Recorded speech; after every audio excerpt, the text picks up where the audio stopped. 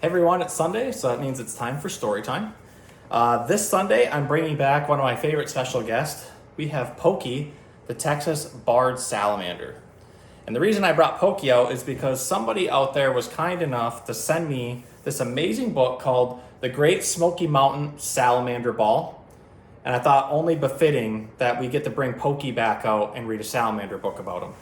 Now, if you don't remember the previous talks about Pokey, again, he's a Texas-barred salamander, which is related to the tiger salamanders. They're all called the mole salamander family, which means these guys like to spend a lot of time underground. He is one of the largest of the salamanders in North America, but not the largest.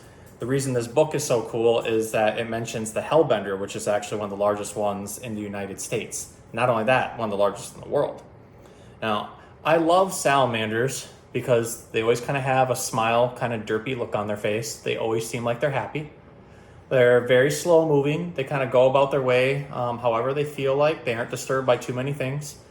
They just like to live near bodies of water so they can go ahead and get some hydration when they need it. Because just like other amphibians, they can actually absorb water through their skin.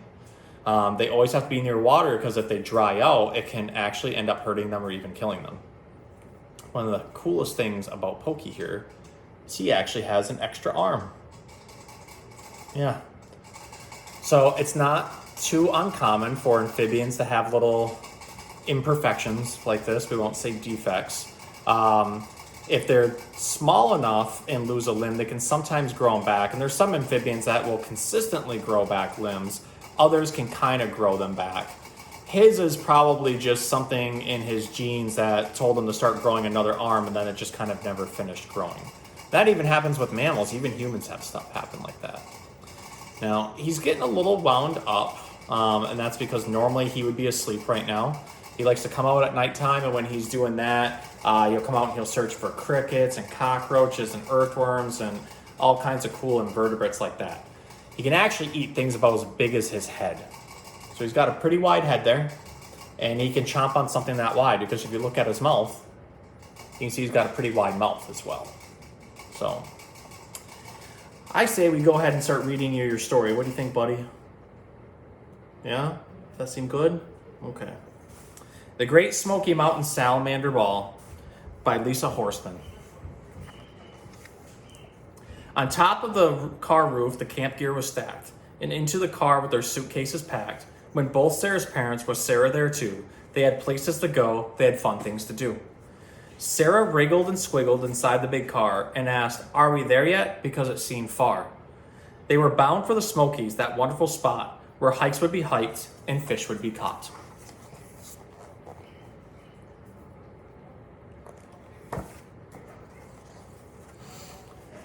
Once in the Smokies, the day went by fast, with hiking and swimming and fishing lines cast. Sarah learned lots about mountains and trees, why some trees have needles and why some trees have leaves. The mountains and Sarah were no longer strangers. She joined the ranks of the park's junior rangers. She's worked hard to earn a nice shiny badge, awarded to her by Park Ranger Madge.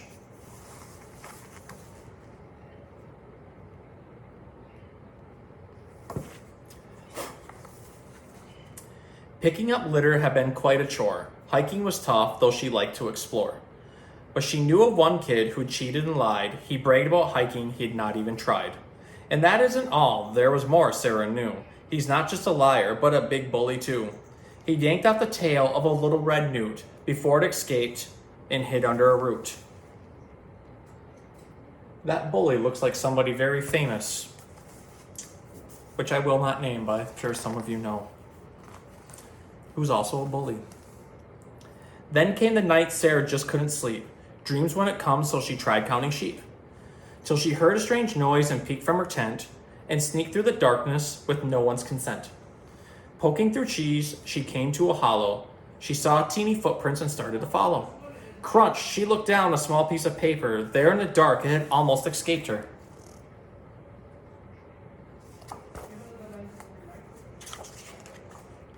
It seemed to be some kind of fine invitation, of which Sarah studied with great fascination. She held it up close to the eyes in her head and started to read it. Here's what it said. To salamanders big, to salamanders small, come one, come all, to the salamander ball. We'll have a big party, yes, this much is true. with feasting and dancing and playing games too.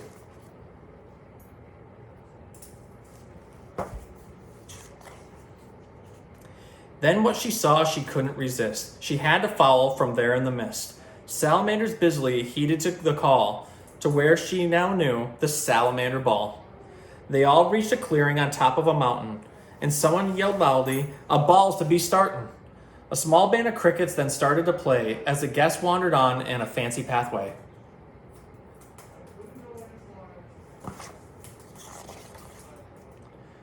First, the Hellbender marched in with great zest, with plans to win big in the ugly contest. Next came a pygmy, the smallest of small. He took a high place, it made him look tall. The zigzag salamanders all zigzagged in time to the beat of a drummer while standing in line. Behind them the red cheeks swayed to the band, admiring their blushes to those that was grand. Look at that big Hellbender.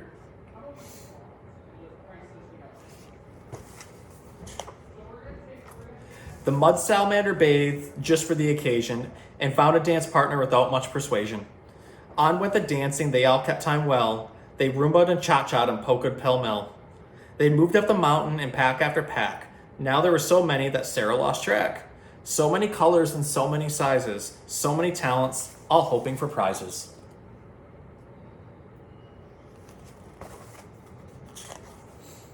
Laughing and watching from her hiding spot, Sarah saw weird things until she got caught. Two alert newts called out, "It's a spy!" Sarah stopped laughing and tried not to cry. Everyone froze. This was not a good thing. The salamander ball was a top secret fling. They circled around her and grumbled and glared. They all moved in closer, and Sarah got scared.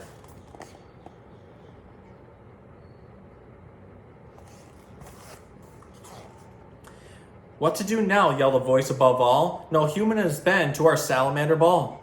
It's ruined for sure. Forget having more. The ball would be crowded with humans galore." Sarah was sorry that she'd spoiled their fun, and just when their party had barely begun.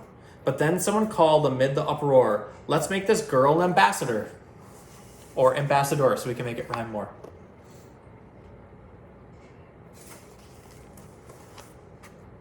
Where do you think you're going? You're not finished with your story. "What's that?" they all muttered, craning their heads, as up stepped Simon, blushing bright red. He was a true leader, somewhat of a brain. They all stopped to listen. He began to explain. "Ambassadors help us see wrong from right. They help keep the peace instead of a fight. She'd be the one to teach the human race to respect salamanders in our Smoky Mountain place." They all stared at Sarah, and what could she do? Ambassador she'd be, and a diplomat too. So now it was time for some grand lecturing on 2 golden rules of salamandering.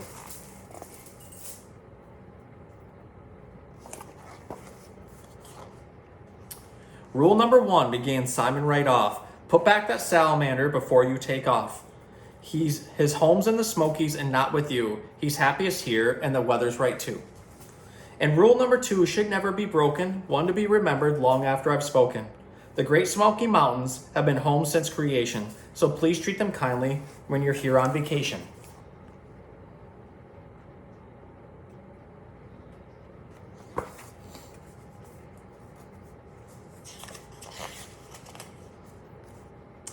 They gave her a ribbon that made her proud-hearted. The music began and the party restarted.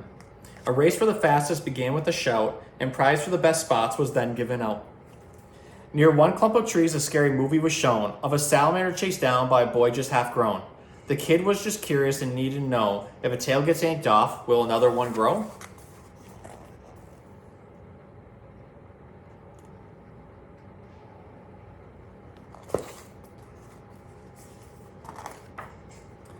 Then trumpets blasted, a pageant took place to decide which contestant was fairest to face. Not to be missed was a fine diving show, making all the crowd shout, "Magnifico!" The party went onward throughout the dark night, and Sarah fought it sleep off, but try as she might.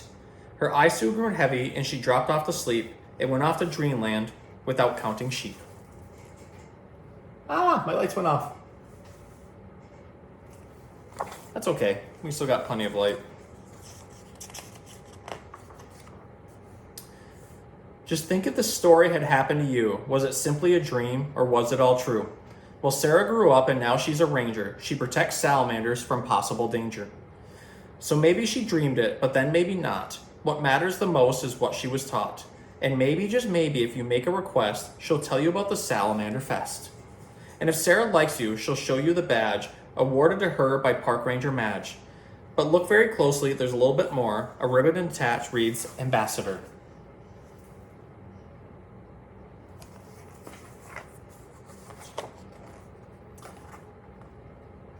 And that's it.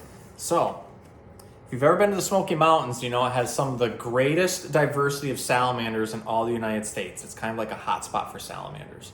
Salamanders are some of my favorite animals, but because of climate change, because of pollution, because of chytrid fungus, we're starting to lose a lot of these guys.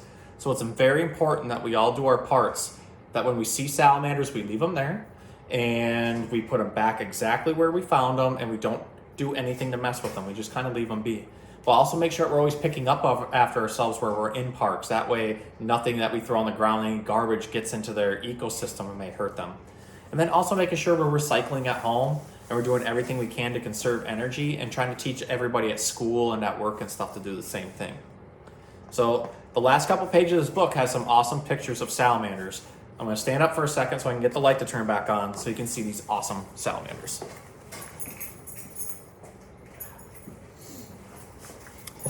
There we go. So, it does have some advice here. Looking for salamanders can be lots of fun, but please follow these rules so you don't hurt one. 1, don't hold salamanders for more than 1 minute or put them in your pocket. Their skin dries out and they can't breathe. I've held Pokey here for longer than a minute, but my hands are also still wet. I got them wet with the water from his water dish. That way he wouldn't dry out, and he's still kind of wet right now. So we're okay on that front, but he is getting slightly dry. So as soon as I'm done with this, he goes back into his water.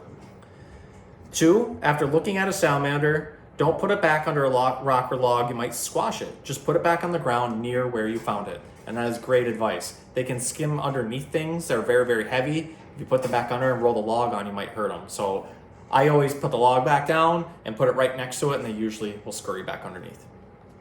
3, don't take salamanders found in the park home with you. Everything in a national park is protected and should stay right where you found it. And that is very, very true. We shouldn't be taking wild animals home with us.